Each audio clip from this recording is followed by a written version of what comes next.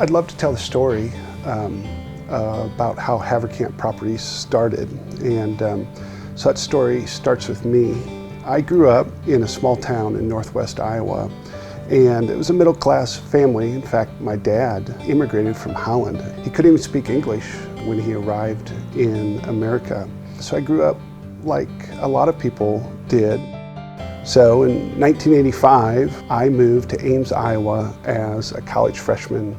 To me, it was a big city, and I grew up in a town of 3,000, and to move to a university of 25,000 was a really big deal to me. I graduated in 1989 with a degree in computer science. For a lot of people, college will be an easy event for them, but for me, I just feel pretty lucky that I graduated from Iowa State with a degree, a wife, and a job. And so I went to work for Iowa State University as a systems analyst. And shortly thereafter, Tori and I started looking for a house, and we soon realized that there was very few that we could afford. And we ended up buying a little fixer-upper 2-bedroom house for $42,000. It was a rental house, and it was rented to veterinary students for many years. And so we spent all that next summer fixing up the house and making it livable. And so then that next year came to our first rental property. And so looking out the window of our house, I saw a guy next door pounding a sign in the yard. I walked across the street and I asked him how much he wanted for the house. And he told me $75,000. And so I thanked him. And then I went over and I talked to the tenants in their house. And it was one of these turn-of-the-century houses that they really stuffed full of college students. I think there was probably 6 of them that lived there at the time. And they said, we pay $150 each a month. And so I was good at the analytical part, and so I worked up the house, and I thought, oh, somebody could make some money on this house.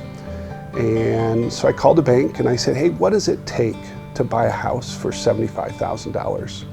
And they said, well, if you can put 20% down or $15,000, then we'll give you a loan for the other 60, and we'll let you go ahead and buy the house.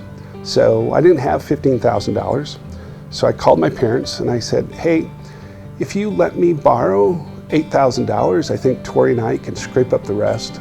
And they agreed to it, loaned me the money. I got the mortgage on the house and I went ahead and bought it.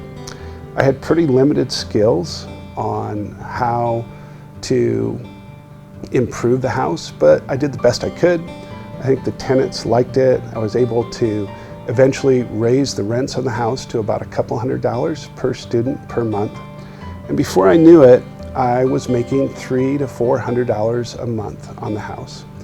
And this really was an epiphany for me, because my take-home pay at the time was probably under a couple $1,000s a month.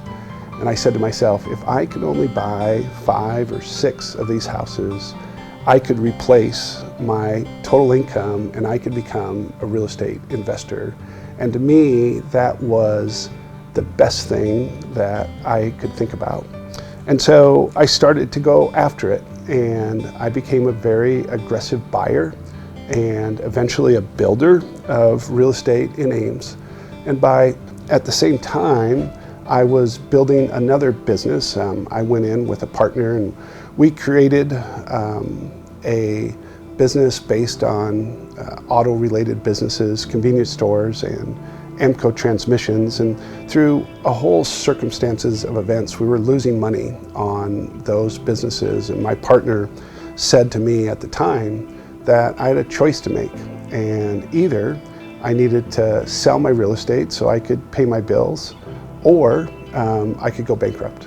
I didn't want to sell my real estate. I had spent my life building it, but I decided that that was the direction that we should go. And so in 2005 through 2007, I sold the vast majority of my real estate portfolio in Ames. And I found myself at the end of 2007 in a pretty unique spot. And so I had a pretty good balance sheet. I had good real estate experience. And then the Great Recession of 2008 hit. And so very interesting in the Des Moines market.